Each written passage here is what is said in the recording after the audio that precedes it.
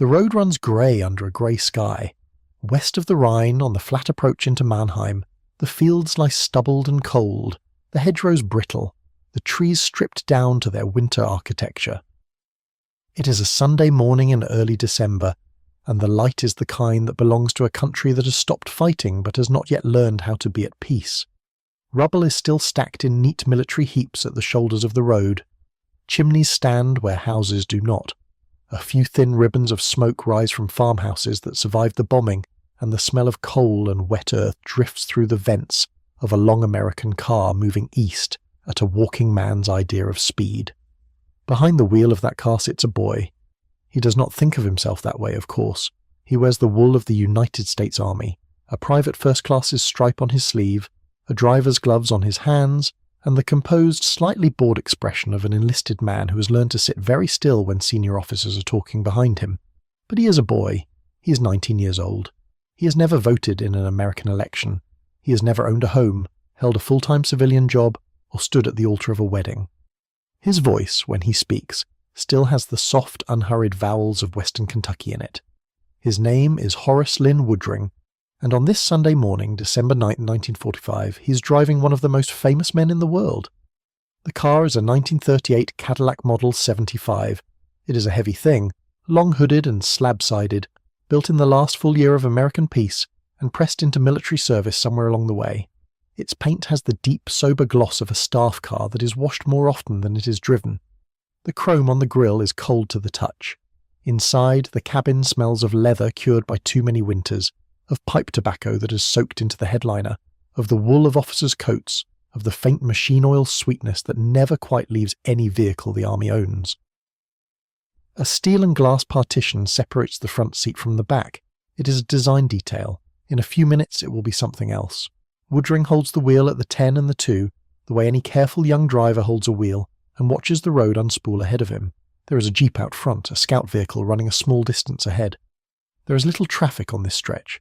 Now and then a German farm cart clatters past, drawn by a horse that has seen worse years than this one. Now and then an American truck lumbers by, olive drab, canvas-topped, driven by some other private in some other uniform on some other errand for the occupation. The war in Europe has been over for 7 months. The war in the Pacific has been over for almost 4. Most of the men Woodring trained with are already thinking about home, about the ships back to New York and Norfolk and Charleston, about the discharge papers, about the girls who wrote and the girls who didn't. Woodring is thinking about the road. He has, in his short life, done a great deal of driving for a great many important men, but nothing in that driving has prepared him for the ordinariness of this particular morning. The plan is a pheasant hunt, that is all. A general and his chief of staff want to shoot birds in the countryside outside Mannheim, and Woodring's job is to get them there. He has checked the car, he has checked the route, he has checked the weather, he has done what a driver does. The rest is simply the road. There are 2 men in the back seat. One of them will be in the historical record for as long as there is a historical record. The other, a major general, is his old friend and confidant, along for the day because friends go hunting together, even friends who wear stars. They are talking quietly behind the partition. Woodring can hear the tenor of the voices, but not, if he is honest, most of the words. That is by design. A general's driver learns very early to hear without listening. He learns that what is said behind him is not for him. He learns that his job is to be present without being present, to be a pair of hands on a wheel and a pair of eyes on a road, and to leave the rest to men whose names will outlive their voices. The Cadillac rolls on. The speedometer needle sits somewhere modest. Not the crawl of a parade, not the rush of a courier run, just the steady cruise of a Sunday drive under a grey sky.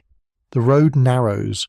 A railroad crossing appears ahead, and beyond it a scatter of low buildings, a depot, a yard, the industrial edge of a city that has been bombed and rebuilt and bombed again. Woodring eases off. He begins to slow.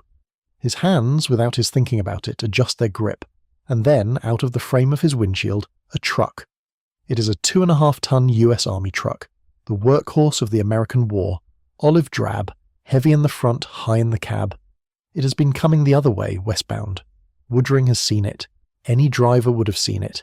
It is the kind of vehicle that fills a lane.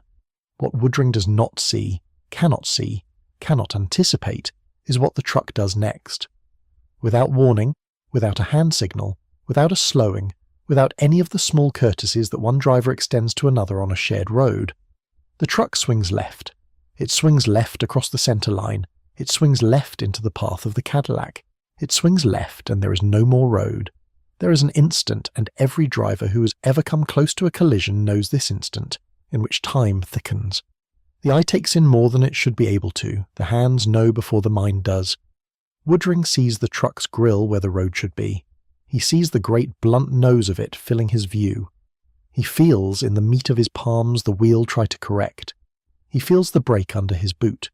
He is 19 years old, and he is doing everything a driver twice his age would do, and it is not going to be enough, because physics is not a thing you can outrun in a 1938 Cadillac at 25 miles an hour. Then the sound. It is not the sound one imagines. It is not the movie sound. It is a deep, flat, metallic thump, the sound of a heavy car meeting a heavier truck at the low speed of a Sunday morning, and it is followed by the smaller sounds, the crunch of chrome folding, the tinkling of glass falling in sheets onto the road, the wheeze of a radiator giving up its water, the tick of hot metal beginning to cool. The Cadillac stops moving, the truck stops moving, the engines idle or die. Somewhere a bird calls and then does not. In the front seat, Horace Woodring is not seriously hurt. This is one of the strangest and most enduring facts about what has just happened. He is shaken. He is bruised. His hands, still on the wheel, are perhaps trembling a little now that there is no need for them to be steady. But he is whole. The truck driver in his high cab is whole. The Major General in the back seat is whole. 4 men in 2 vehicles have just collided on a German road, and 3 of them will walk away from it. The 4th will not. Behind the partition, in the back seat of the long American car, a man in a general's uniform has been thrown forward by the sudden stop. He was not wearing a restraint. There is no restraint to wear. Cars in 1938 were not built for what has just happened to this one. He has struck the steel and glass partition, the same partition Woodring has spent the morning hearing voices through. With the top of his head and the base of his neck, he is conscious, he is speaking, he is, in the way of men who have spent their lives commanding other men, already beginning to give instructions about his own body. But he cannot move his hands, he cannot move his legs, he is bleeding from the scalp, his neck is broken.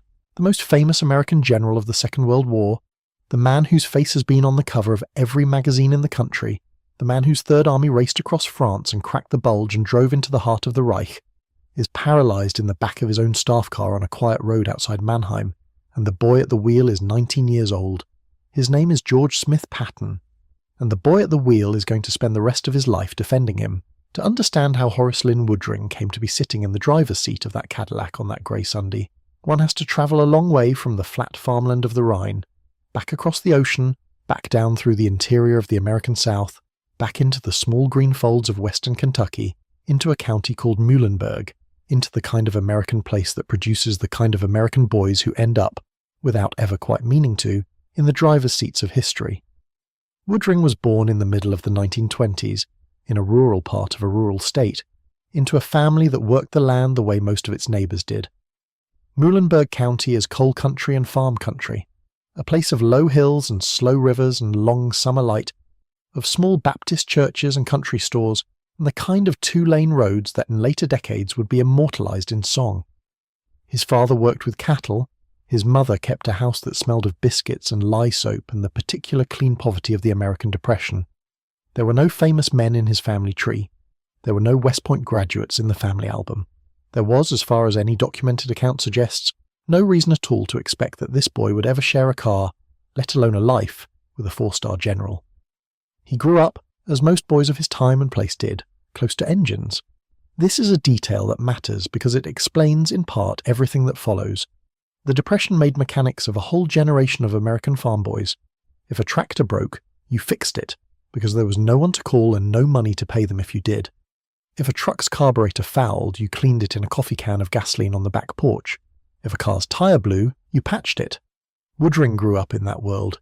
He learned the language of internal combustion the way other boys learned the catechism, by rote and by faith, and by the steady application of his hands to the thing itself. By the time he was in his mid-teens, he could drive anything with a wheel and an engine, and he could drive it well. The war reached western Kentucky the way it reached every American small town, through the radio, through the mailbox, through the sudden emptiness of the pews on Sunday morning where the older boys used to sit. Pearl Harbor came in December of 1941 when Woodring was still a schoolboy. By the time the American army was fighting its way up the Italian boot and rehearsing on English beaches for the invasion of France, he was old enough to begin thinking about a uniform of his own. Some accounts of his life suggest he was in a very great hurry to get into that uniform, hurry enough to shade the truth about his age at a recruiting office. Others place his induction at the more conventional threshold of 18.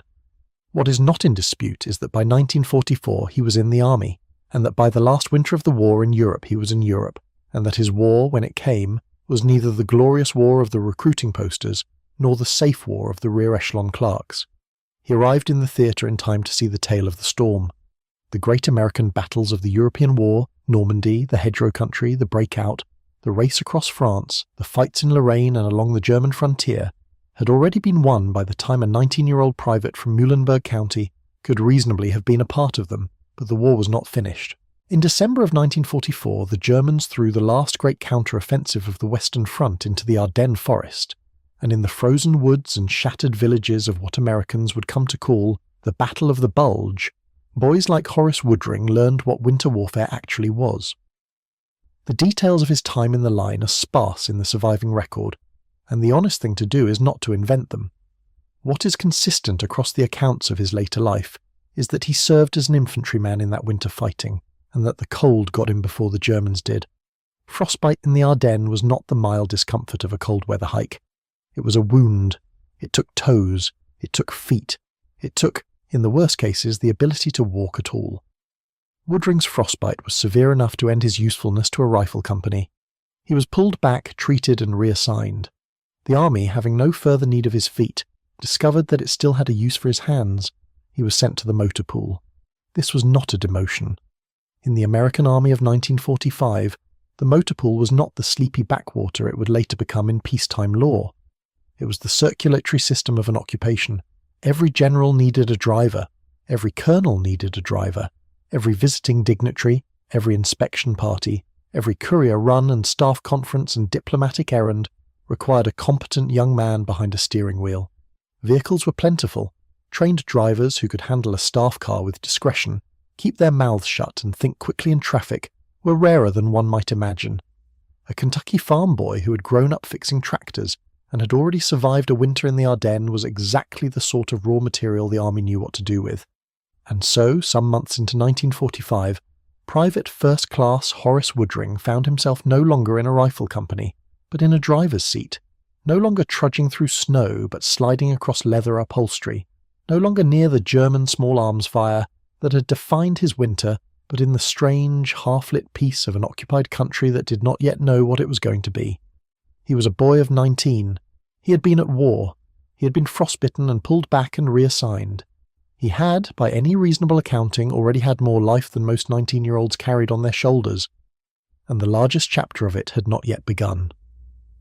Occupied Germany in the summer and autumn of 1945 was a country of contradictions, and its American drivers saw more of those contradictions than almost anyone else in uniform. The great fires had gone out. The armies had stopped advancing. The camps had been opened and photographed, and, in the American zone, begun the long process of accounting for what had happened inside them. Displaced persons walked the roads by the tens of thousands, in the peculiar shabby patchwork of people who had spent years being moved against their will, and were now moving again, this time toward homes that in many cases no longer existed. German civilians dug through rubble in the cities. American MPs manned checkpoints at every intersection of importance. Currency was a joke. Cigarettes were a currency. And through all of it, at all hours, the staff cars of the occupation moved, ferrying the officers who were trying to hold this shattered country together long enough to hand it back to itself. A driver in that world learned things very quickly. He learned the road network, which bridges were still up, which were down, which were being rebuilt and which were mined. He learned the German countryside from the driver's seat, from Frankfurt down to Heidelberg, from Mannheim across to Mainz, from the industrial ruins of the Ruhr to the vineyard hills of the Rhine. He learned to read the mood of a checkpoint before he reached it. He learned which senior officers wanted to talk and which wanted silence. He learned to keep his fuel tank full, his tires checked, his oil clean, and his uniform pressed. Because the man in the back seat might be the man on the cover of a magazine. And he learned that among the drivers there was a hierarchy, and that the hierarchy was not the same as the Army's hierarchy of ranks. In the motor pool, status flowed downward from the shoulders of your passenger. If you drove a colonel, you were a colonel's driver. If you drove a 2-star, you were a 2-star's driver. If you drove one of the great famous names of the war, you were something else. You were a person other drivers spoke about in the barracks after lights out. The men at the very top of that hierarchy in the American zone of Germany in the autumn of 1945 were a short list. Eisenhower, of course, at the very top. The Supreme Commander, the future president, the smiling Canson whose face Americans trusted the way they trusted a preacher's, Bradley, Smith, and Patton still, even now, even after the shooting had stopped, even after the newspapers had begun to move on to other names.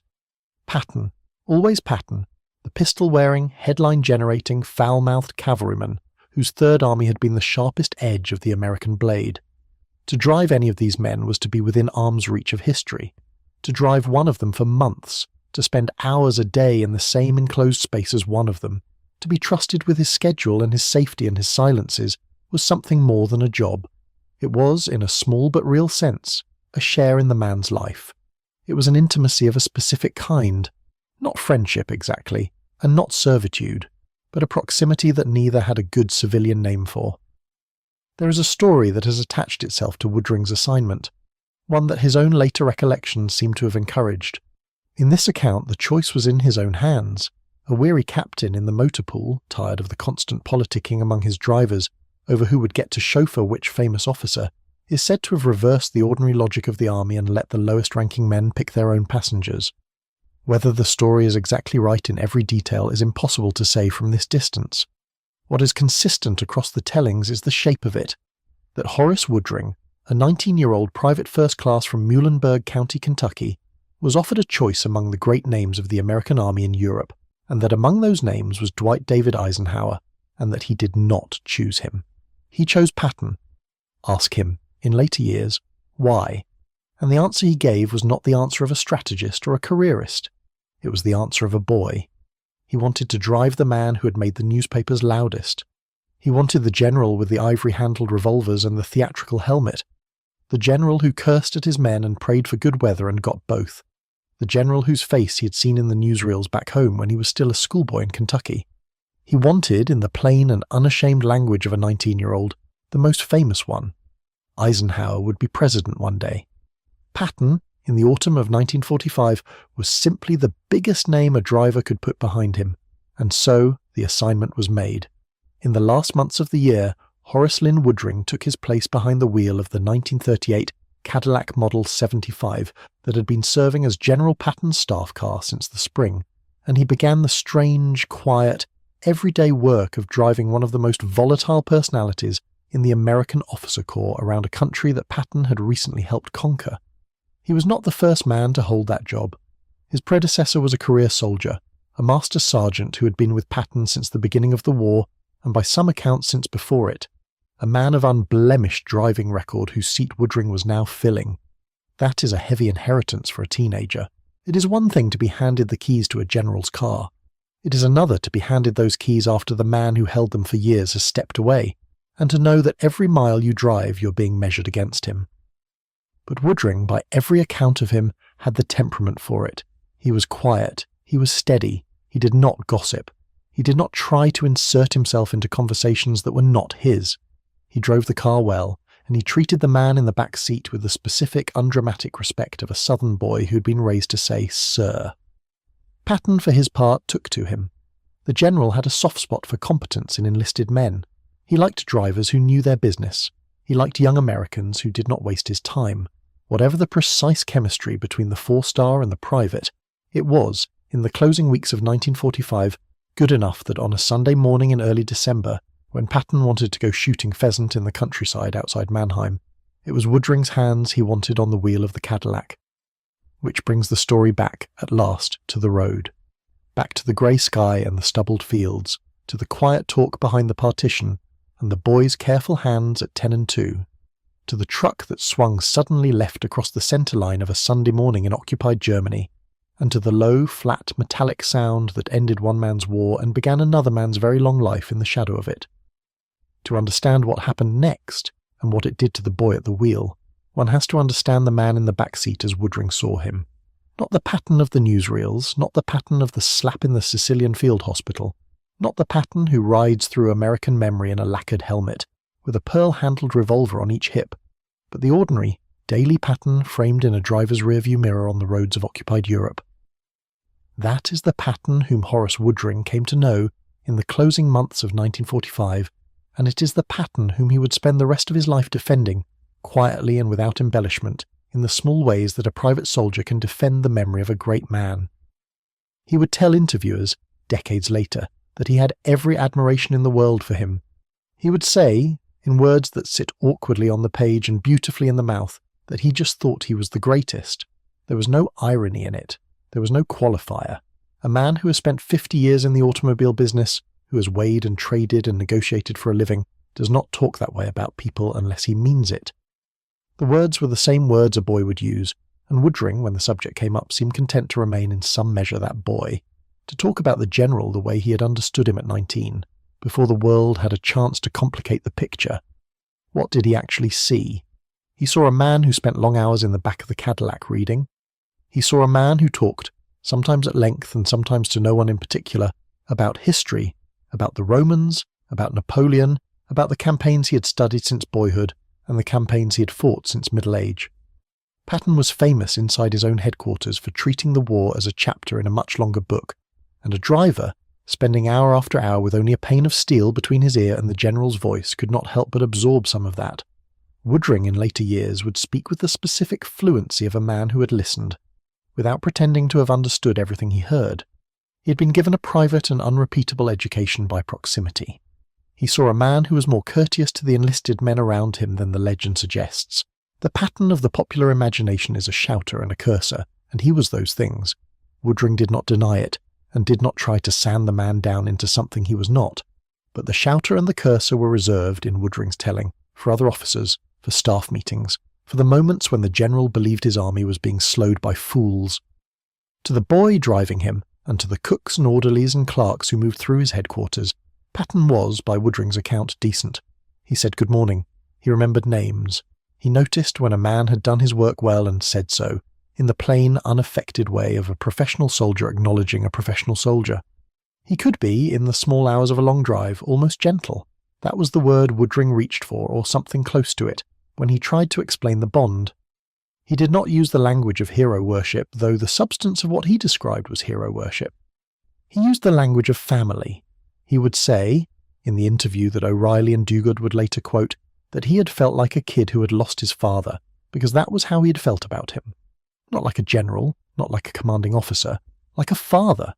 And a listener has to sit with that phrase for a moment to understand what it is doing. It is not a metaphor for admiration. It is a claim about the actual emotional weather of a 19-year-old who had left Kentucky at 15, who had been shot at in the Ardennes, who had watched his own feet turn colours he did not have names for in a frozen forest, and who had then been placed by an accident of army procedure into daily contact with the closest thing to a legend the United States Army had produced in that war. Patton was 36 years older than Woodring. He was, in the arithmetic of age, precisely a father figure, and Woodring, who had left his real family in a small Kentucky town and had not seen them in years, filled a space in himself with the man in the back seat. Patton, one suspects, filled a space of his own.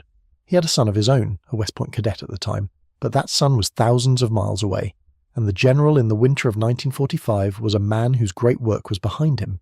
The war was won. His army had been reduced from a striking force to an occupation administration. He had been moved out of command of the Third Army, whose men he had led across France and Germany, and shifted to the 15th, a paper command devoted to writing the official history of the campaign. That reassignment stung him. He wrote about it. He complained about it to his diary and to his intimates. It was, in the language of the army, a promotion that was not a promotion. It was a place to put a difficult man while the peace was arranged around him. And difficult men who have been quietly parked tend to grow more difficult, not less. To that Patton, in that winter, the presence of a courteous, competent, uncomplaining young driver, who did not care about occupation politics and did not want anything from him except to do his job well, would have been, one imagines, a small mercy.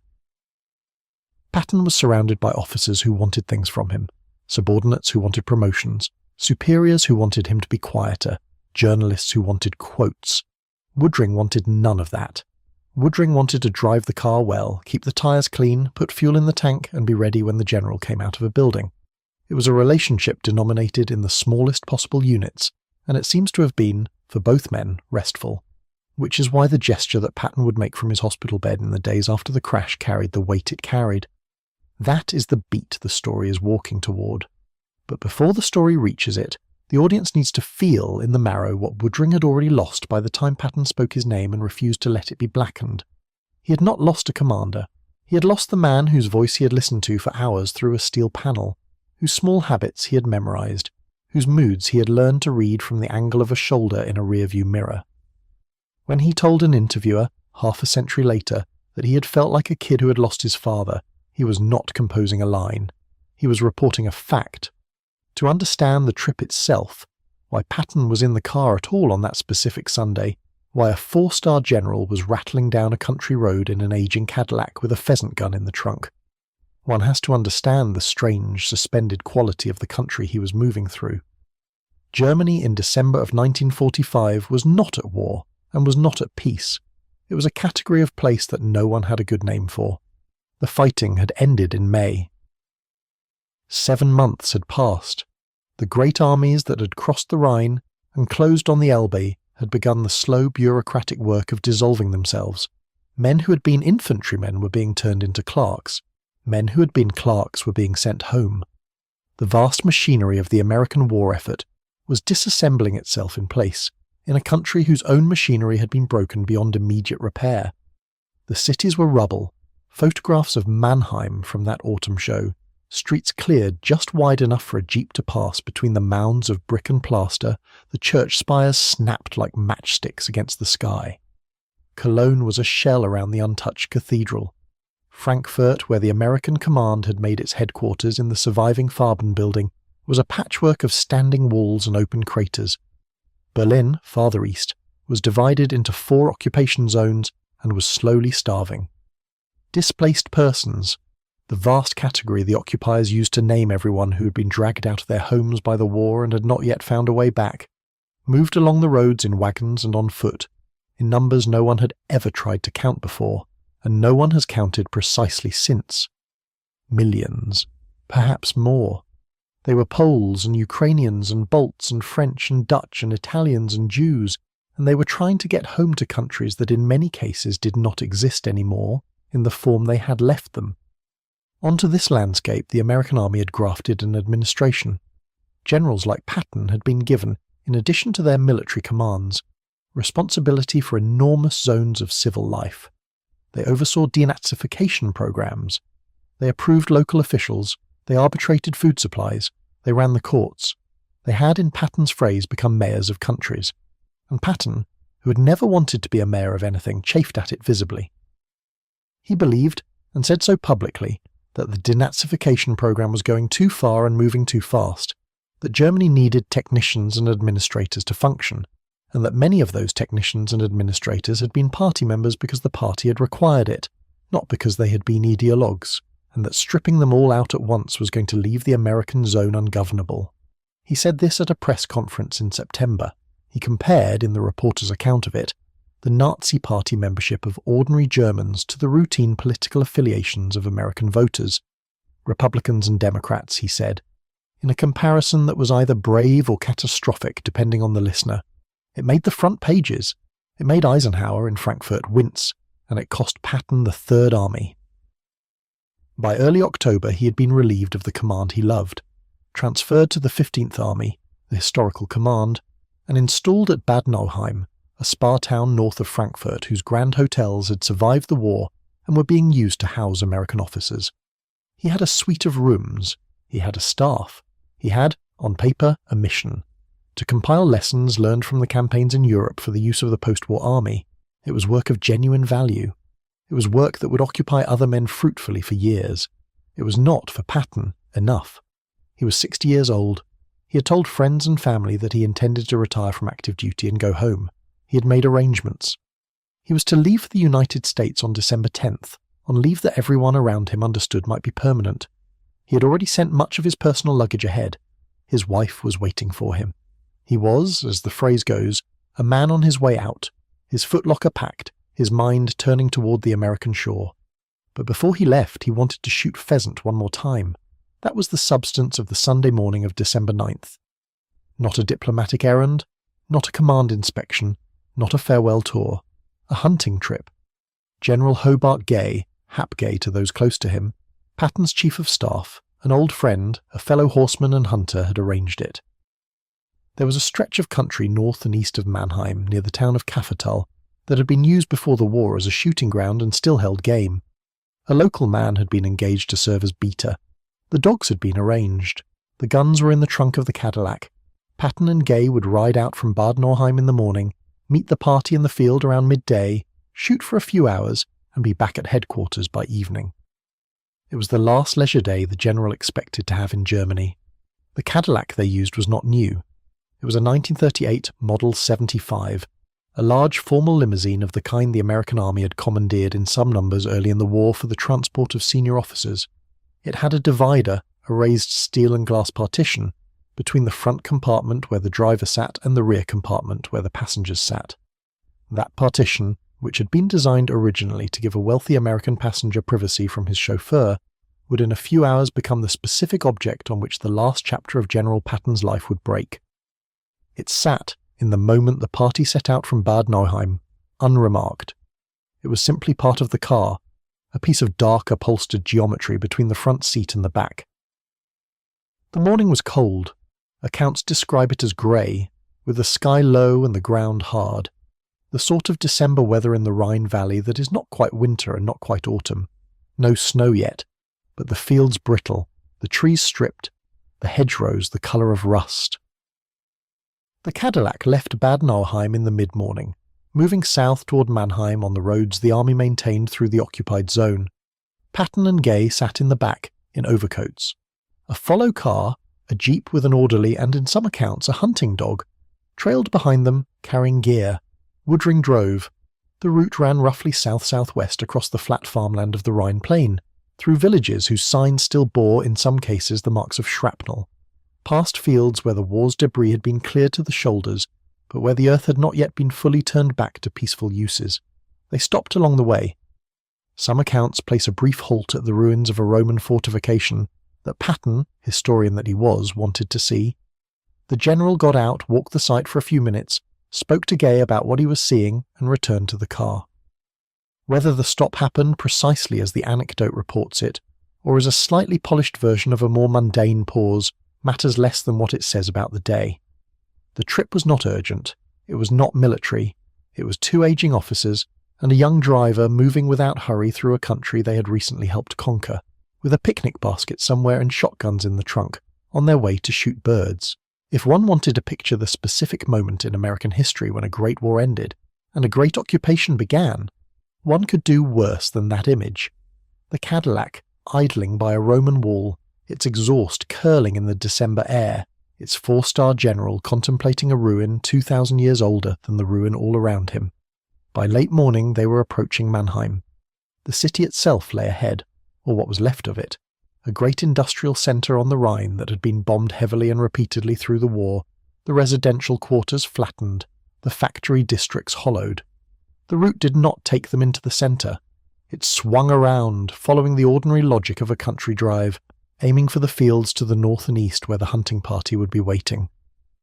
The intersection they were approaching sat on the outskirts, at the meeting of two roads whose names, Käfertaler Strasse and Dudenstrasse in the German accounting, or their occupation-era American equivalents, meant nothing to Woodring at the time, and would come to mean, in the years afterward, everything. It was a plain crossroads on a plain morning. There was a rail crossing nearby. There was a supply depot on one corner where American vehicles came and went. There was very little traffic. It was Sunday.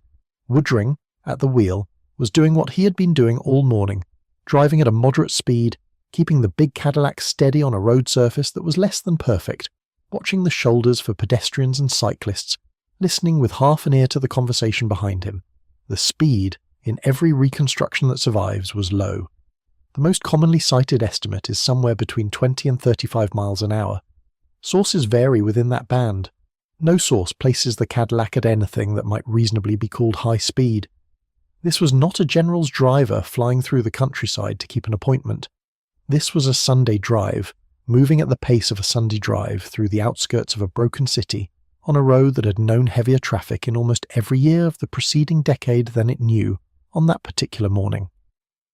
That is the detail on which everything that follows must rest, because it is the detail from which everything that follows draws its strangeness. A crash at 70 miles an hour is a physics problem with an obvious answer. A crash at 25 miles an hour is not supposed to kill anyone. In ordinary life, in ordinary cars at ordinary distances, a 25-mile-an-hour collision produces a bent bumper, a bruised passenger, an insurance claim, an afternoon lost to paperwork. It does not produce a broken neck. It does not produce paralysis. It does not produce, 12 days later, a state funeral. The lethality of what was about to happen at that quiet intersection outside Mannheim was not a function of speed. It was a function of geometry, of one unrestrained body in a heavy car meeting one specific piece of steel at one specific angle. That fact, once absorbed, does two things at once. It makes the outcome feel unbearably random, because a slightly different posture in the back seat, a slightly different angle of impact, a seatbelt of the kind that would not become standard equipment for another 2 decades, and Patton would have walked away with a bruise and a story. And it feeds, over the years, the appetite of the theorists, because a death this random, at a speed this low, in circumstances this ordinary, seems intuitively to demand a larger explanation than mere bad luck. The mind resists the idea that a man like Patton could be killed by a wrong angle at 25 miles an hour. It wants a plot. But in the moment, on the road, there was no plot. There was only the Cadillac and its 3 occupants, and the follow jeep some distance behind, and the intersection coming into view through the windshield. And there was, though Woodring could not yet see it in the shape it was about to take, a 2.5-ton US Army GMC truck approaching from the opposite direction. Its driver was a young technician, roughly Woodring's own age, whose name would enter the historical record only because of what he was about to do with his steering wheel. Technician 5th grade Robert L. Thompson, 20 years old. In some accounts, he was not authorized to have the truck at all that morning. Accounts differ, and the paperwork that would have settled the question is among the paperwork that would later go missing. But he had it, and he was driving it, and there were, by some tellings, 2 other soldiers riding with him whose presence in the vehicle raised its own set of small questions after the fact. He was, in the description that survives, heading toward the depot on the corner. He was, in the last seconds before impact, preparing to make a left turn across the oncoming lane. Woodring saw the truck. There was no reason not to see it. It was a large vehicle on a clear road on a bright, cold morning, and it was approaching from the front in the opposite lane, at low speed. In the ordinary language of driving, it was traffic, the sort of thing a driver registers and drives past 100 times a day without thought. Woodring registered it. He kept the Cadillac steady. He continued at his ordinary speed. He had no reason to think that the truck would do anything other than what trucks on that road did all day long, which was to continue in its own lane and pass him going the other way. Behind him, in the back seat, the general and his chief of staff talked. What they were talking about in the last minutes has been reconstructed tentatively from the accounts Gay would later give. Patton had, moments earlier, remarked on the wretched condition of German civilian vehicles that they had passed on the road, or on the sight of a broken cart being pulled by a thin horse, or on some other small scene of the country's ruin that had caught his eye through the window. He had said something, in the phrasing preserved by memory, about how deplorable it was, how much waste, how much damage, how much destruction the war had left behind, even here, 7 months on, in a country that was supposed to be recovering. Gay had answered him. The conversation was the sort of talk that fills the last miles of a long drive, unmemorable in advance, indelible in retrospect only because of what came a few seconds later. The Cadillac approached the intersection. The truck approached the intersection from the other side. Woodring's hands were at 10 and 2. The general's eyes were on the window. Somewhere on the shoulder of the road, in the hedgerow beyond, a bird, pheasant or otherwise, lifted from cover and flew, a small unimportant motion in the winter air. The follow jeep hung back, some yards behind, in the position it had held all morning, and in the cab of the truck, Robert Thompson's hands, for reasons that no investigation would ever fully explain, began to turn the steering wheel to the left. He turned it without warning. There was no signal, no slowing that Woodring would later remember as pronounced, no gesture of the arm out the window that might have telegraphed the intention across the intervening yards of road. The wheel simply came around, and the long, blunt hood of the 2.5-ton truck swung out of its own lane and into the lane of the Cadillac, cutting a shallow diagonal across the pavement toward the mouth of the depot on the corner. Between the moment Woodring understood what the truck was doing and the moment the two vehicles met, there was less than a heartbeat. There was time, perhaps, for a single word, if he had chosen to say one. He did not. He did what a driver trained on farm roads and motor pools does when the shape of the road changes without permission. He pressed the brake and he pulled the wheel to the left, trying to slide the Cadillac past the truck's grille and into the empty lane the truck had just abandoned. It almost worked. That is the small, terrible detail that would haunt every later reconstruction of the crash. The Cadillac was not struck squarely. It was not run down or crushed. It had begun to swing to the left, to escape, and it had begun to slow, and the truck too had not committed fully to its turn. Thompson, by the accounts that survive, seems to have hesitated at the last instant, as if noticing at last the long dark shape of the staff car in his own path. The two vehicles came together at an angle close to 90 degrees, the truck's front bumper meeting the Cadillac somewhere across the right front fender and the passenger side of the engine compartment. It was, in the technical language of accident reconstruction, a low-speed collision between heavy vehicles. Combined closing speed was, at most, in the range of 40 or 50 miles an hour. In the language of engineering, this is nothing. Modern cars are designed to shrug off worse in a parking lot. The Cadillac was not a modern car. It was a 1938 Model 75, a machine of pre-war steel and pre-war assumptions, and inside it there were no seat belts, no padded dashboards, no collapsible steering columns, no shoulder harnesses, no headrests, none of the small mercies that later generations of engineers would build into the ordinary automobile to protect the ordinary body from the ordinary physics of a crash. There was, instead, between the driver's compartment and the passenger compartment, a partition. It was, in the fashion of staff cars and limousines of the period, a heavy piece of architecture. Steel-framed, glass-topped, mounted to the body of the car with the sort of solidity that in 1938 was understood as luxury. It made the back seat a private room. It also made the back seat on the morning of December 9, 1945, a wall. The sound came all at once. A single compressed report of metal folding into metal, glass giving way, the deep boom of two heavy suspensions bottoming out against each other. The Cadillac stopped almost instantly. It did not roll. It did not spin. It absorbed the truck's momentum through its right front quarter and shuddered to a halt on the roadway, its long nose crumpled inward, its right front wheel splayed, its grille bent back toward the firewall. Steam rose from somewhere beneath the hood.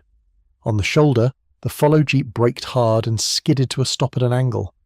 Somewhere out beyond the road, in the ordinary noon quiet of a Sunday in occupied Germany, the sound rolled outward across the flat winter fields and dissipated into the air.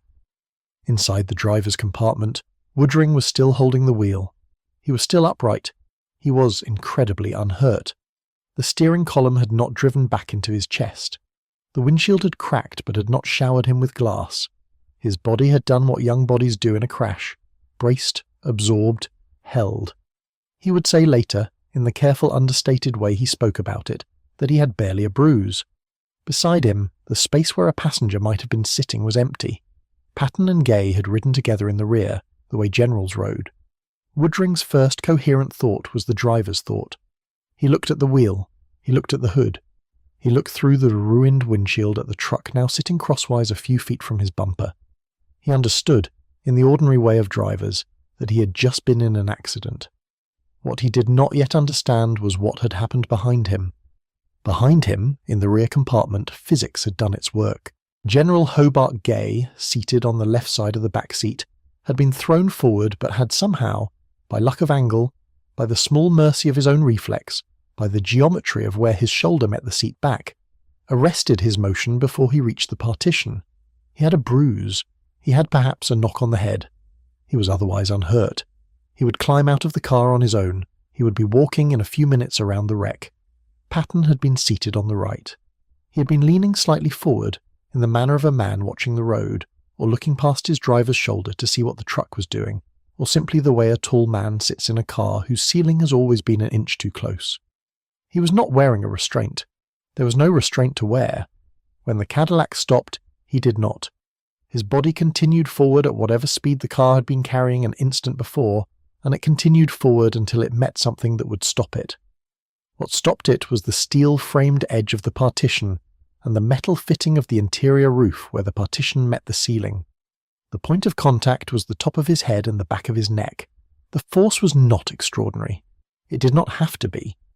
The human cervical spine, that slender column of 7 small bones that holds the weight of the skull, is a structure of exquisite engineering and terrible fragility, and it will fail under loads that a bumper would not notice. Patton's 3rd and 4th cervical vertebrae compressed and gave way. The spinal cord within them was crushed. In the instant it took for his forehead to strike and rebound, every nerve signal beneath his jaw was severed from the brain that had sent them for 60 years. He fell back against the seat. He did not lose consciousness. He was, in that first suspended second, entirely aware.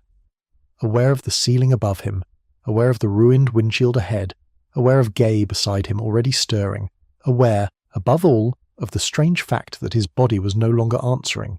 His arms did not move. His legs did not move. He tried to lift a hand and could not. He tried to sit up and could not. There was, he would say later, no pain. That was the worst part. There was only absence, a great silence beneath the neck where all his life there had been a body. Blood ran from a wound on his scalp above his right eye, where the skin had split against whatever fitting his skull had struck. It ran down over his forehead into his eyebrow. It pulled slowly on the leather of the seat beside him. He said, in the small, clear voice of a man who has just realized what has happened to him, that he thought he was paralyzed. He said it to Gay, or to the air, or to no one. Gay heard him. Gay, still catching his own breath, understood at once what he was hearing. For a long moment there was no other sound. The engine of the Cadillac had died. The truck's engine, out beyond the bent hood, idled roughly and then cut. Somewhere a door opened. Somewhere a voice called something in the flat military syllables of a young man who has just seen something he does not know how to describe. The winter air came into the car through the broken windshield and moved over them, cold and clean and smelling faintly of gasoline. Woodring turned around in his seat. He looked through the glass of the partition. What he saw there would stay with him, in whatever place a man keeps the images he cannot afterward put down for the next 58 years of his life.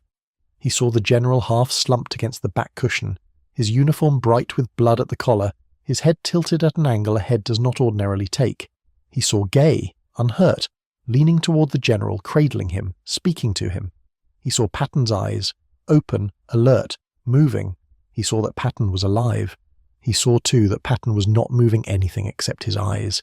He got out of the car, his legs worked. He was surprised by that in a small, disconnected way, as if he had not quite believed until he stood on the road that he himself was not injured. The cold hit him. The daylight seemed too bright. Around him the scene had begun to acquire the ordinary attributes of a wreck. The tick of cooling metal, the smell of oil on the pavement, the strange stillness that follows violence and precedes the arrival of help. The follow jeep's occupants were already running toward him. Thompson was climbing down from the cab of the truck, his face the colour of paper. The 2 soldiers who had been riding with him, if the accounts are right, were standing on the shoulder, silent. Woodring went to the rear door of the Cadillac. He opened it. Gay was already inside, saying to Patton in the soft controlled voice of an officer speaking to a friend that he should not try to move, that help was coming, that everything would be all right. Patton was listening. Patton, according to the accounts that Gay and the medical officers who arrived later would piece together, had already begun to do what Patton always did in a crisis, which was to think about the other people in it. His first words, or among the first, were a question about whether anyone else had been hurt. He wanted to know about Gay. He wanted to know about the driver. He wanted, characteristically, to be told that his men were all right before he would let anyone attend to him. Told that they were, he closed his eyes for a moment and then opened them and said, with the strange clarity that sometimes descends on the gravely injured, that this was a hell of a way for a soldier to die. He was not going to die on the road. That much became clear in the next several minutes, as help arrived, and as the peculiar competence of the American military in occupied Europe assembled itself round the wreck. Somebody from the follow jeep or from a passing vehicle or from the depot itself radioed or ran for a medic. Somebody flagged down help. Within a short time, the exact interval varies in the accounts, but it was not long. Military police were on the scene, and an ambulance had been summoned, and officers senior enough to make decisions were standing on the pavement, looking at the Cadillac and at the truck, and at the pale, 19-year-old private who had been driving one of them. Woodring did not know what to do with his hands. He put them in the pockets of his jacket. He took them out. He stood beside the car. He looked into the back seat and looked away. He was aware, in the odd heightened way of shock, of small, unimportant details. That his cap had come off somewhere and he did not know when, that there was a smear of something dark on the cuff of his sleeve, that the pavement under his boots was damp from morning frost that had not entirely burned off. He was aware that people were speaking to him, and that he was answering them, though he could not afterward remember what any of them had said or what he had told them. He was aware, above all, of the great terrible fact at the centre of the morning, that the general was hurt, that the general was very badly hurt, and that he, Woodring, had been the one holding the wheel. Nobody, in those first minutes, said to him that it was his fault. Nobody had to. He was 19 years old, and he had just been driving the most famous soldier in the United States Army, and the most famous soldier in the United States Army was now lying in the back of the car with a broken neck. The arithmetic did not require accusation to arrive at guilt. He stood on the road and did the arithmetic anyway, over and over, in the way a young man does when a thing that cannot be undone has just been done. They moved Patton carefully. The medics who arrived, competent, unhurried, trained by 4 years of war to handle worse than this, understood at once that the injury was to the neck, and they treated him accordingly. They did not lift him carelessly. They did not let him sit up. They eased him out of the wrecked Cadillac by inches and laid him on a stretcher and immobilized him as best they could with what they had. He was conscious the whole time. He spoke to them. He apologized at one point for the trouble he was causing. Gay walked beside the stretcher. When they loaded Patton into the ambulance, Woodring watched. Someone told him to get in. He did. He rode with the general, or he rode in a following vehicle, or he rode with the MPs. The accounts of exactly which conveyance he took vary, and it does not much matter. What matters is that he did not stay at the roadside. He went where Patton went. He went to Heidelberg, to the 130th Station Hospital, a converted set of buildings that the US Army had taken over for the medical care of its senior officers, and he was there when they carried the stretcher inside, and he was there when the doors of the treatment room closed on it, and he was there in the corridor afterward with nothing to do but stand and wait. The hospital was one of the good ones. Heidelberg had been spared the worst of the bombing, and the American medical apparatus had settled into its buildings with the quiet efficiency of a machine designed for exactly this kind of moment. The staff were competent. The equipment was current for its time. The neurosurgeon on call was a man of experience. Within an hour of the crash, Patton was being examined by doctors as capable as any in the European theatre, and within a few hours the machinery of American command, of Frankfurt, of Washington, of Eisenhower's headquarters, had been informed that the general was gravely injured, and that the world was about to find out. The world found out quickly. By that evening the wire services were carrying the story. By the next morning the front pages of American newspapers were carrying it. The black type over photographs of Patton in his familiar helmet and holsters, the wires cabling out from Heidelberg to New York and from New York back across the whole country. Patton gravely injured in German auto crash. Radio bulletins interrupted programming. Reporters converged on the hospital in numbers that the small medical staff had not expected and did not much welcome. A press area was set up. Regular bulletins began to issue, cautious in their phrasing, careful about the word paralysis, careful about the word critical. Patton's wife, Beatrice, was informed by telephone at their home in Massachusetts and made arrangements almost immediately to fly to Germany, an undertaking still uncommon enough for a private citizen, in December 1945 that the Army arranged special accommodation for her passage. She would arrive within days. She would find her husband awake, alert, immobilized in traction, and she would sit beside his bed and read to him, and speak to him, and keep the vigil that only wives keep. In the corridors of the hospital, in the small anterooms where visitors waited, in the outbuildings where enlisted men slept and ate, Horace Woodring waited too. He was not a member of the family. He was not senior enough to be present at the bedside. He was a driver whose usefulness to the general had for the moment ended. Nobody sent him away, but nobody quite knew what to do with him either. He was fed. He was given a place to sleep. He was interviewed, in the calm and thorough manner of army investigators, about what had happened on the road, asked to describe the truck, the turn, the speed of the Cadillac, the direction of his own steering, the sequence of the events in the last seconds before the collision. He answered. He answered every question. He was still, in his own accounting of himself, the driver responsible for the passenger, and the passenger was in a bed down the corridor, and he was not going to withhold anything from anyone who might help to understand what had gone wrong. The days took on a strange shape. Outside, in the wider world, the story ran and reran on the front pages. Reporters filed dispatches, editorials appeared, some sentimental, some elegiac in advance, some already reaching for the summing up of a life not yet ended. Inside, in the hospital, the medical picture began, cautiously, to improve. The neurosurgical team put Patton in traction with metal hooks fixed into the bones of his skull, a procedure known then as Crutchfield tongs, to stabilize the fractured vertebrae and take the weight of the head off the injured spine. He tolerated it. He remained conscious, articulate, in command of his humour. He asked for reports. He asked about the men outside. He asked at least once about Woodring. He instructed those around him that no blame was to attach to his driver. He instructed it more than once. He was, even from a hospital bed, still Patton, and the people around him understood that this was an order. The bulletins grew guardedly optimistic. On the 4th day, on the 5th, on the 6th, the phrasing softened. The general was resting well. The general was in good spirits. The general had eaten. Beatrice was at his side. Eisenhower in Frankfurt sent messages and inquiries and, at least once in those 12 days, made arrangements to see the situation for himself. The world began, tentatively, to believe that Patton might survive, that this old soldier who had walked away from more near misses than any single career ought to contain, might walk away from one more. Woodring believed it too. He had to.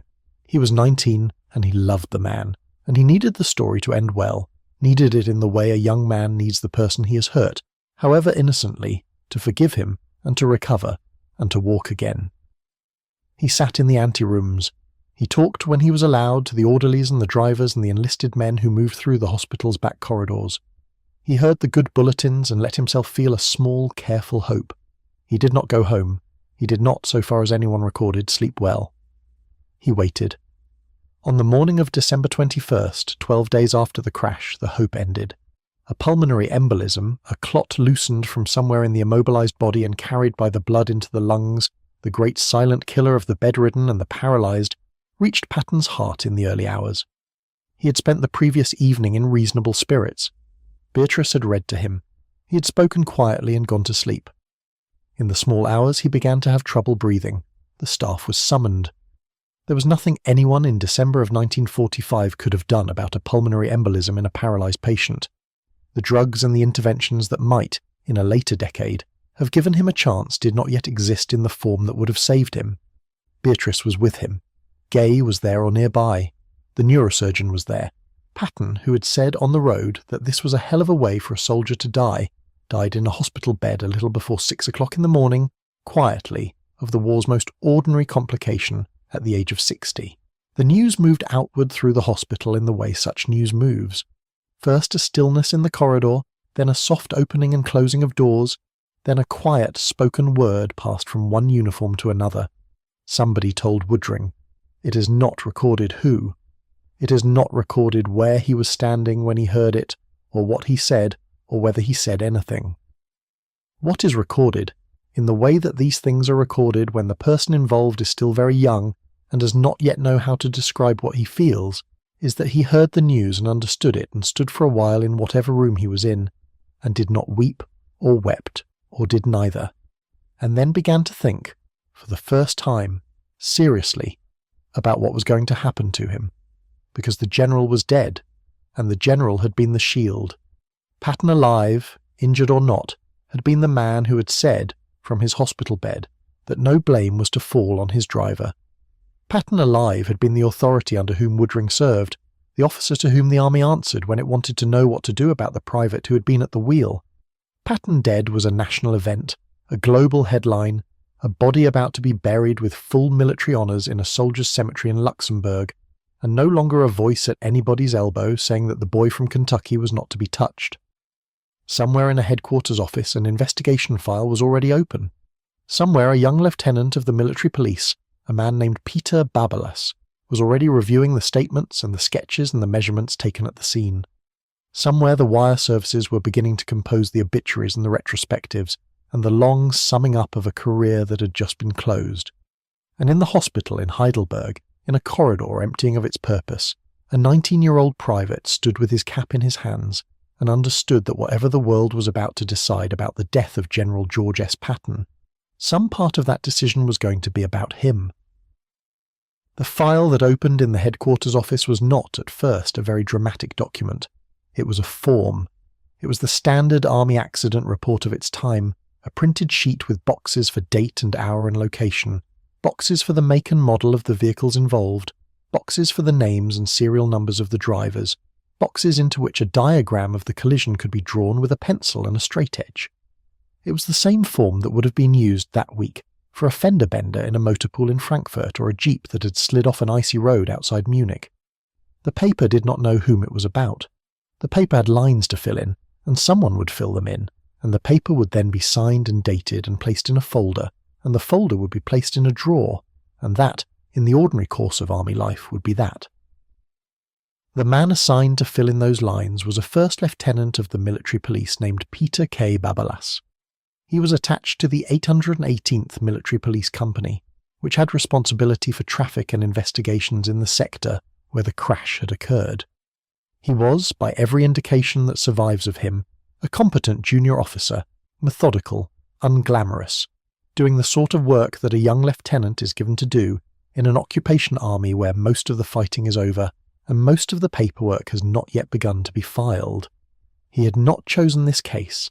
It had arrived on his desk because the accident had occurred in his sector, and because the initial responders had been military policemen from his company, and because the army, whatever the celebrity of the passenger, still processed its road collisions through the ordinary channels of the ordinary units that policed them.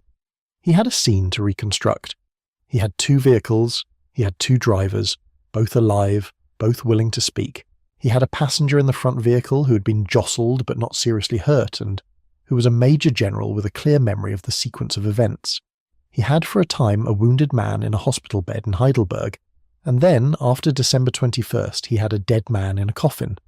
He had photographs, presumably, of the two vehicles and of the intersection. He had measurements of skid marks, if there were any to be measured on that damp road. He had the statements of soldiers who had been in the vicinity and had heard the crash and come running. He had, in the way that any accident investigator has, the accumulated debris of a moment already gone, out of which he was expected to make a narrative. The narrative he made was brief. The Cadillac, driven by Private First Class Horace Woodring, had been travelling east on the road out of Mannheim at a speed which the lieutenant estimated at approximately 35 miles per hour, though other witnesses and later accounts would put the figure lower, closer to 20.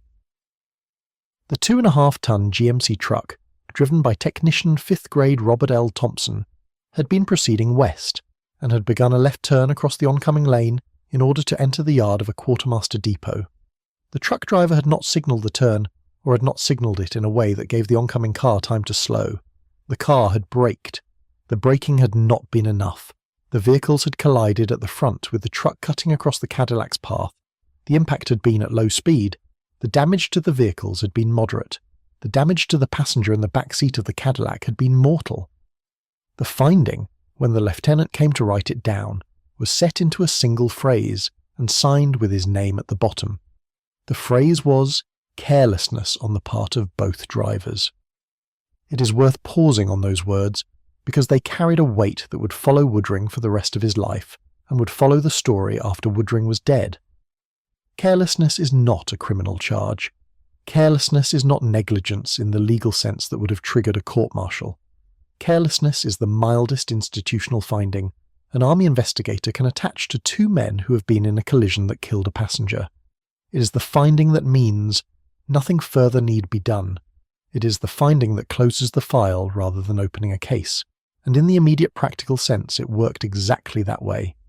Neither driver was disciplined, neither man was court-martialed, neither was reduced in rank or fined or confined to quarters, or issued a formal reprimand of the kind that would follow him through his service record. Thompson was returned to his unit. Woodring was returned to his. In the paperwork of the United States Army in the winter of 1945, the death of General George S. Patton, Jr.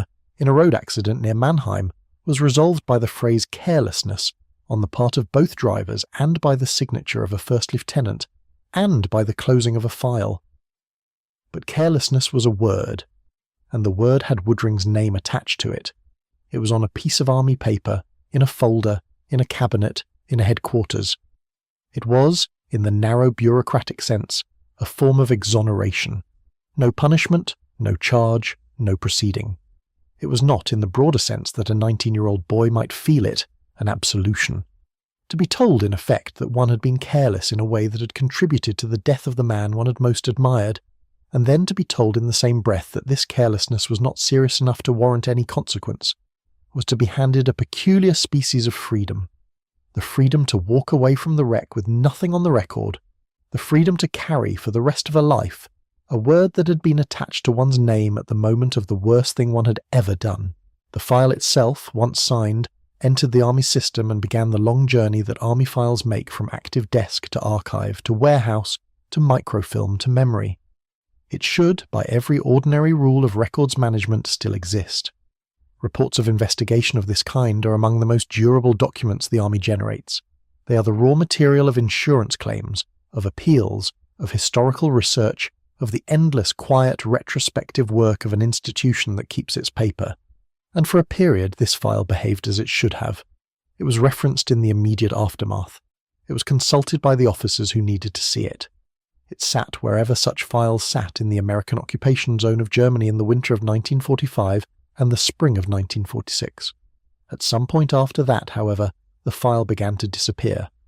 When, in 1953, a formal inquiry was made into the whereabouts of the report of investigation into the accident that had killed General Patton, the official response was that the report was not on file, not lost in transit, not misplaced pending a further search, not on file.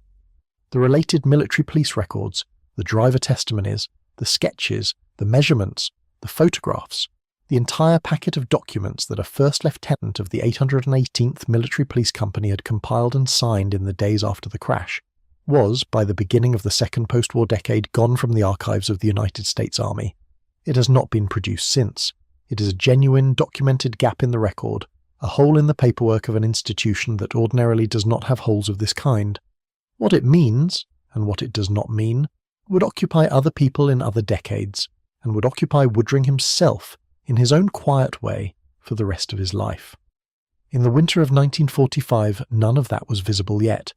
In the winter of 1945, there was only a young lieutenant with a signed form and a phrase, carelessness on the part of both drivers, and a 19-year-old private who had just been told, in the language of the Army, that he was free to go.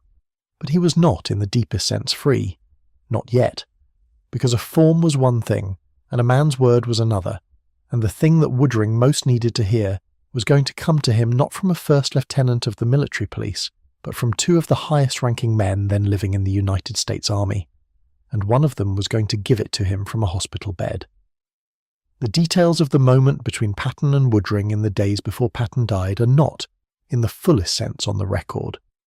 What is on the record, from Woodring's own later recollections, from the accounts of officers who were present at the hospital, from the family and the aides who moved through those 12 days in Heidelberg, is that Patton, from the bed in which he lay motionless with the Crutchfield tongs holding his head steady and the weights depending from cords over the frame, was told about the investigation, understood what it was, and understood also what it might mean for the boy who had been at the wheel. And Patton, in whatever words he chose and whatever voice he still had for choosing them, said, "Not him." He was not to be blamed. The general had spent 40 years in an army that assigned blame ruthlessly and often unfairly, that had itself more than once tried to assign to him a blame he did not think he deserved. He knew the machinery. He knew what an investigation of this kind could do to a private who had no rank and no connections and no institutional advocate, and he refused to let the machinery reach the boy. There is no melodrama in the way the record preserves this.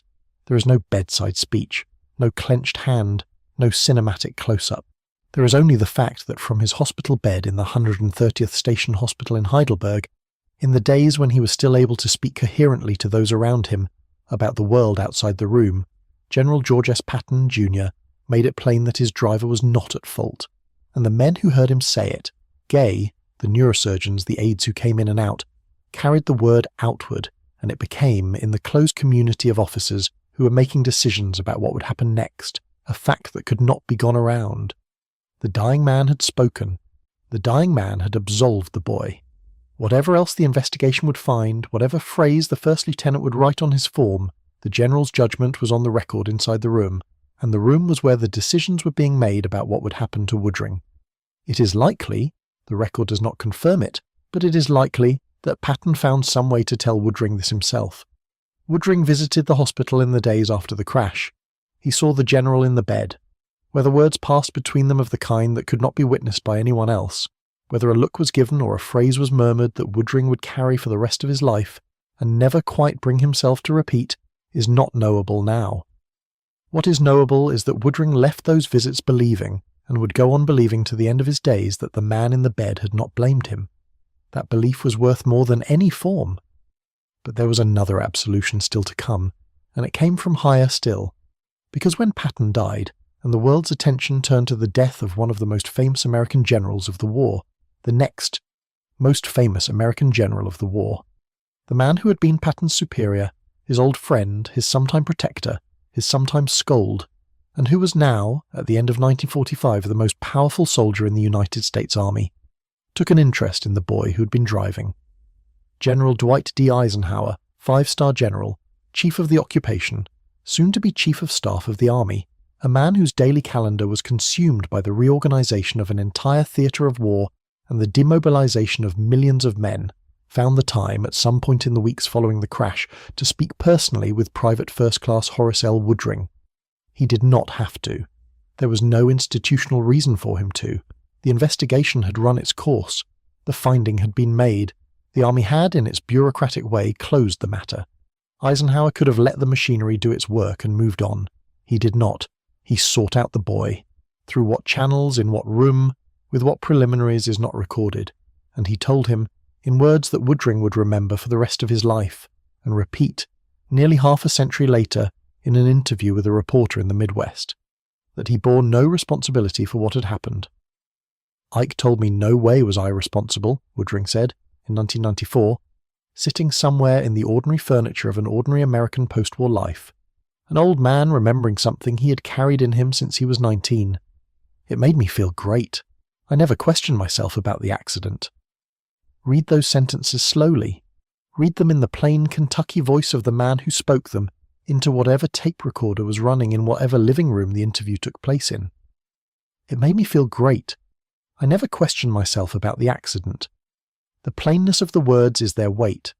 This was a man who had spent his life, from that day in December of 1945 forward, in possession of an absolution given to him by the Supreme Commander, Allied Expeditionary Force, personally, in person, in words. The most powerful soldier in the American Army, at the height of his powers, in the last winter of a war he had won, had taken the time to look at a 19-year-old private from Muhlenberg County, Kentucky, and tell him that he was not to blame for the death of George S. Patton, Jr., and then, some months later, on the 7th of January in 1946, a first lieutenant named Lynn P. Smith, at the headquarters of the 15th United States Army, had put it into writing, a formal letter on Army stationery, certifying that Private First Class Horace L. Woodring was in no way responsible for the accident, and noting pointedly that the public reports of shared blame were absolutely contrary to the findings of the official accident reports. That letter, unlike the vanished report of investigation, survives. It survives because Woodring kept it. He kept it, one imagines, in the way that a man keeps such things. Folded, filed, moved from one house to another, produced when necessary, referred to when asked, held on to as a private witness against whatever the world outside might one day try to say about him. 2 absolutions from the dying man and from the man who succeeded him at the top of the army. A signed letter from a lieutenant of the 15th Army headquarters. An investigation that had found no cause for discipline, and folded into all of it, the peculiar phrase carelessness on the part of both drivers sitting like a small stone in the shoe of the record, a word that had been attached to his name at the beginning and had not been unattached from it exactly, even by everything that followed. Because here is the thing that the record cannot quite reach, and that Woodring himself, in that 1994 interview and in every other utterance he ever made about the crash, was too plain a man to talk around. The absolutions were real. He accepted them. He did not question himself, as he said, about the accident. He believed what Patton had said, and what Eisenhower had said, and what the lieutenant's letter had certified. And yet he was 19 years old, and he had been at the wheel, and the man he had loved as a father had been thrown forward into a steel partition in the car he was driving, and had lain for 12 days in a hospital bed unable to move, and had died. No form, no letter, no general can entirely dismantle that fact for the person who lived through it.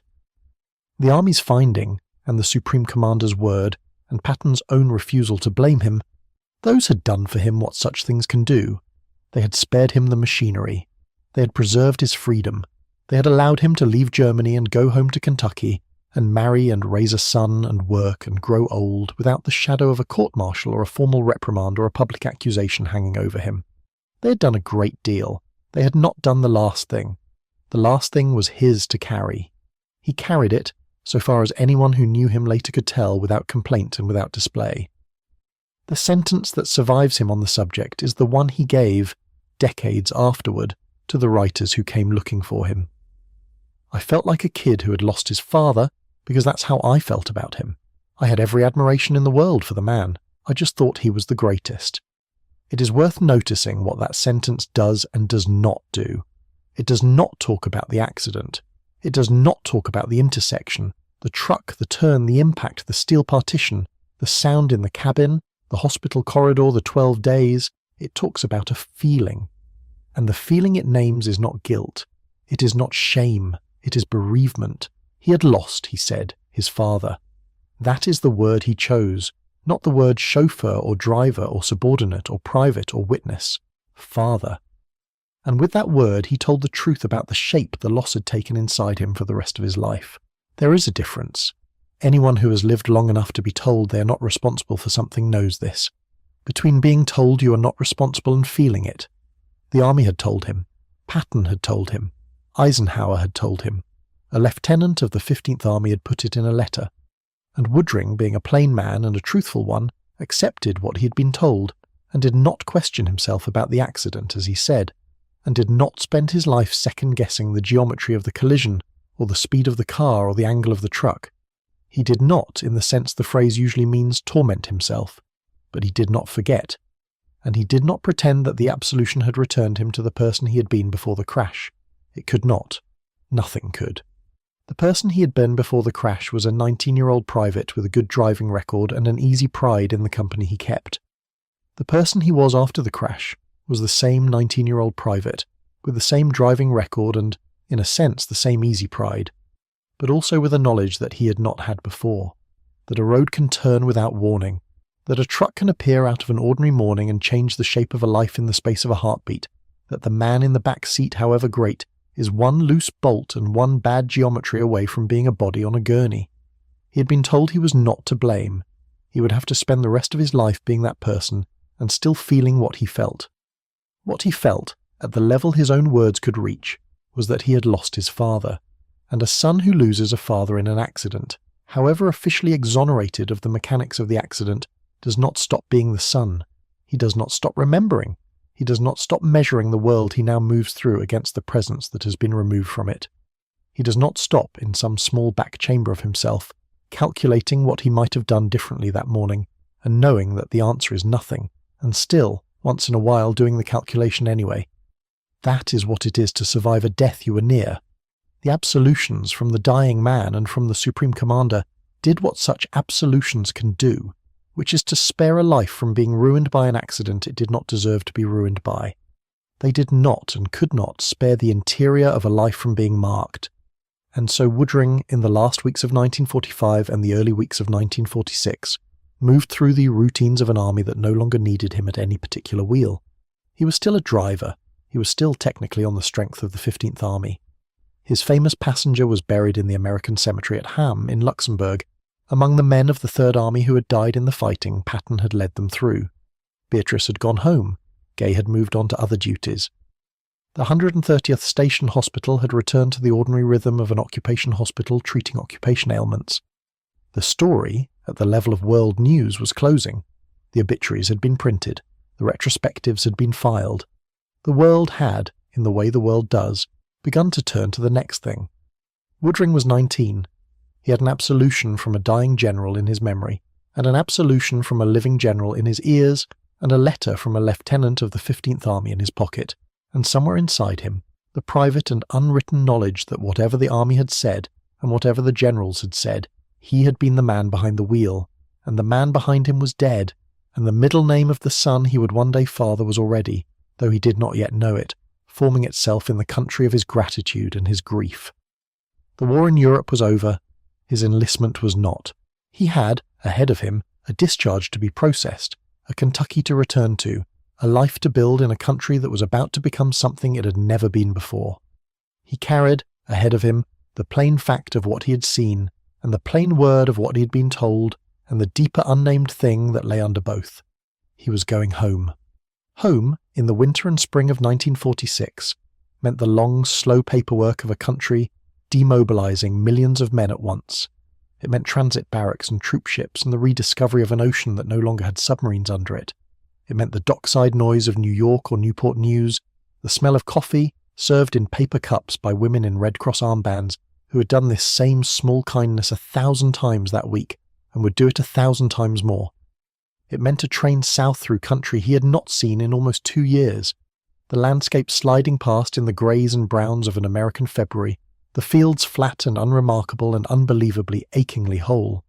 No cratered roads, no burned villages, no signposts in a language he had learned to read only in fragments, just Ohio, Kentucky, the slow easing of the train into stations whose names he'd heard all his childhood. Muhlenberg County received him back the way rural places receive their returning sons, without ceremony and with a completeness that could feel in the first weeks almost like erasure.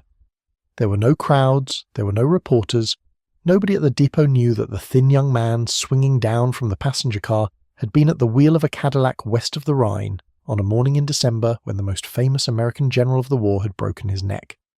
The story had run in the papers, but the papers had not named the driver, and in a small Kentucky county in the winter of 1946, the papers had run a great many stories about a great many things, and the death of General Patton was already, at the level of daily conversation, one more piece of news that had been read and folded and set aside.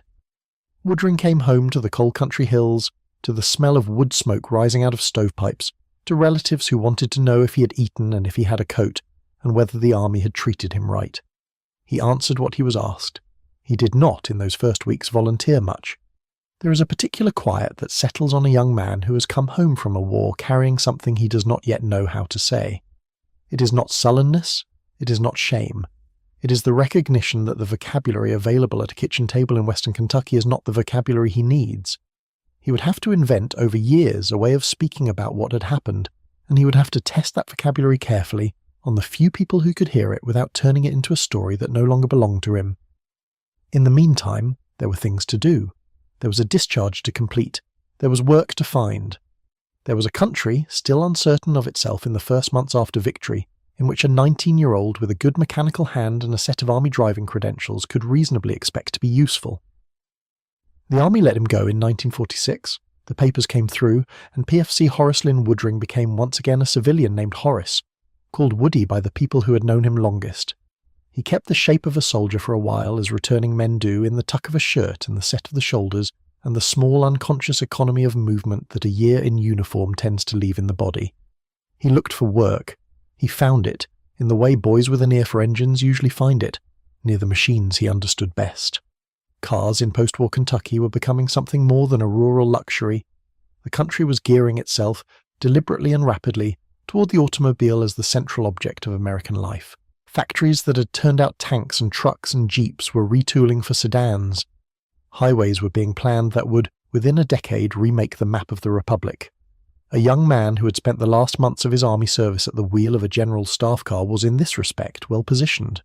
He knew engines, he knew tyres, he knew the small science of getting a heavy machine down an imperfect road at a manageable speed, and he knew, as very few 19-year-olds knew, the exact catastrophic arithmetic of what happens when that science fails. The irony was not lost on him, and was not, in his lifetime, hidden. He would spend his working life in and around cars. He would spend it selling them, brokering them, running the floor of a dealership, walking customers past rows of new models under fluorescent light, closing deals, taking trade-ins, learning the mid-century American ritual of the automobile purchase from the inside. The man whose one indelible morning had been an automobile accident that killed George S. Patton Jr. would earn his living by the automobile. He did not, in the interviews he gave decades later, dwell on this. But it was there, and it was, in its plain and unremarked way, the shape of his adult life. He had been placed once, by chance and by orders, behind a particular wheel on a particular morning. He would spend the following half-century in an industry organised around that same object, and he would do it, by every available account, with competence and equanimity and without complaint. Kentucky held him for a while. The years immediately after the war are, in the surviving record of his life, quiet ones. The record itself is quiet, because there was no reason yet for anybody to be writing him down. He worked, he courted, he married, he and his wife started a family, in the way returning veterans across the country were starting families in numbers so large that the demographers would eventually give the phenomenon its own name. And at some point in those years, the exact date is a matter for his family and not for the historical record, a son was born to them, and when the question of the boy's name came up, and the parents did what parents do and turned the syllables of possibility over in their mouths, they arrived at a middle name that was not a family name and was not a Bible name, and was not any of the usual Kentucky names, but was the surname of a dead general from Massachusetts and California who had commanded armies across France and Germany and had died in a hospital bed in Heidelberg 12 days after Horace Woodring had driven him into an ordinary intersection on an ordinary Sunday morning. Patton. The middle name of the boy was Patton. It is worth pausing on this because a great deal of what one needs to know about Horace Woodring's interior life is contained in this single decision. A man tortured by guilt over an accident does not, as a rule, name his child after the man who died in it. A man who quietly nurses a private grievance against a passenger who never wore a seatbelt, or against an army that put him in an impossible geometry on an occupied road, does not carry the passenger's surname into the next generation of his own bloodline. The naming of a son is one of the most deliberate acts a young couple performs. It is done, in most families, with conversation and consideration, and the weight of what the name will mean to the child when he is old enough to ask about it. Woody Woodring and his wife looked at their infant son and decided that what he would carry on his birth certificate and his school records and one day on his own marriage license was the name of a 4-star general his father had known for a matter of months. That is not the act of a haunted man. It is the act of a grateful one. The gratitude, as best as Woodring's own words allow us to reconstruct it, was for the shielding. Patton, in the last conscious act of authority he would ever perform, had used what breath he had to protect a 19-year-old private from being made the scapegoat of an accident that would be talked about for the rest of the century. Eisenhower, at the height of his power, had taken the time to look a private in the face and tell him, in language that was not equivocal, that he bore no responsibility. Between them, they had done what generals almost never bothered to do for privates, which is to notice one and defend him. Woodring never forgot it. He said as much, in the plain flat English of a Kentucky man who did not decorate his sentences whenever he was asked. He had lost, he said, a father. He had every admiration in the world for the man. He thought he was the greatest. These were not the phrases of an interviewee coached for a book. They were the phrases of a man who had arrived at them privately over decades, and, when asked, said them out loud because they were the truest thing he knew how to say. In 1962 or 1963, the sources differ by a season, he moved north to Michigan. The great migration of the post-war decades had reversed itself for some Kentucky families.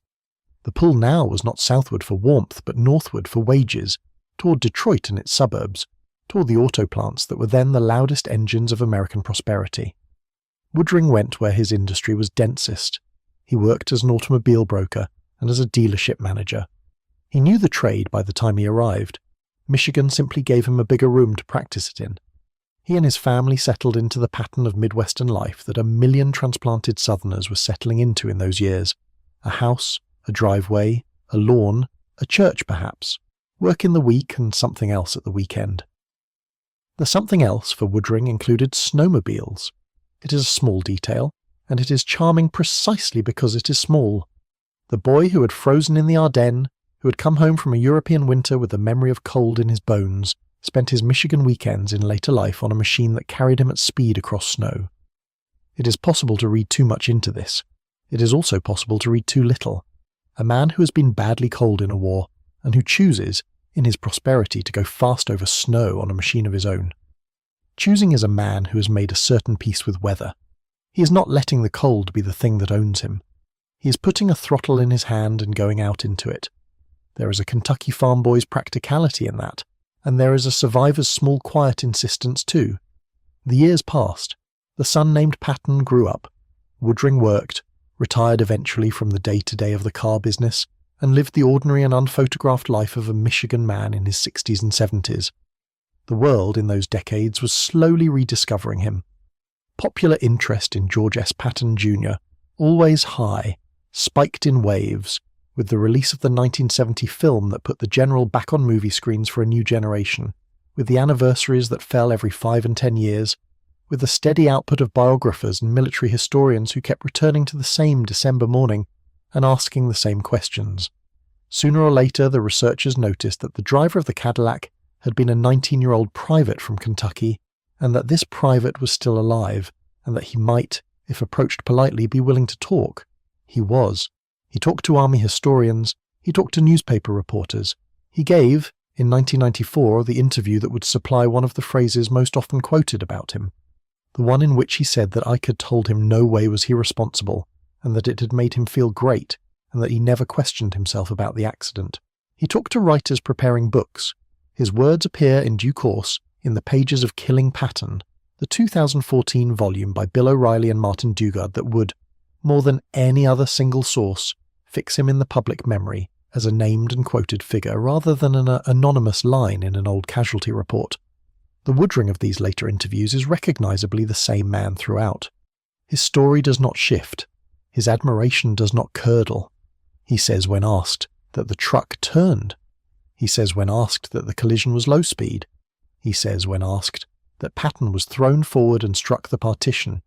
He says when asked about blame what Eisenhower had told him, and he says it in the tone of a man reporting a fact rather than defending a position. There is no revision in him. There is no drift.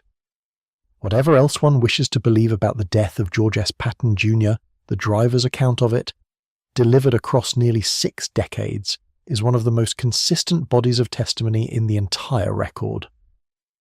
On November 2, 2003, in Detroit, Horace Woodring died of heart failure. He was 77. He had lived, from the moment of the crash to the moment of his death, 57 years and roughly 11 months, almost every day of them shadowed in some way by a single morning near Mannheim. He had not, in that time, sought fame from the shadow. He had not written a book. He had not gone on the lecture circuit. He had not sold his story. He had answered the questions people asked him, and he had gone home to his family, and he had gone to work at the dealership, and he had ridden his snowmobile in the Michigan winters, and he had raised a son whose middle name was the surname of the man who died in the back of his car.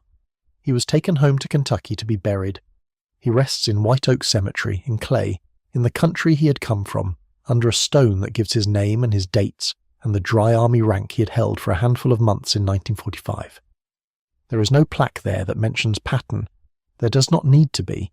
The boy he named is the plaque, and that would be, in a fair world, where the story ended, with a 19-year-old driver who grew up, worked hard, kept his story straight, honoured his commander, raised a son, and went into the ground in his own home soil. But the story does not end there, because history has not let it end there, and Woodring himself, in his final decades, lived under the pressure of a set of claims that he had not asked to be made, and that he did not on the record endorse.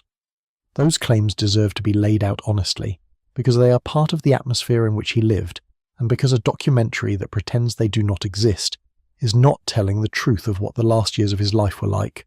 The claims are these.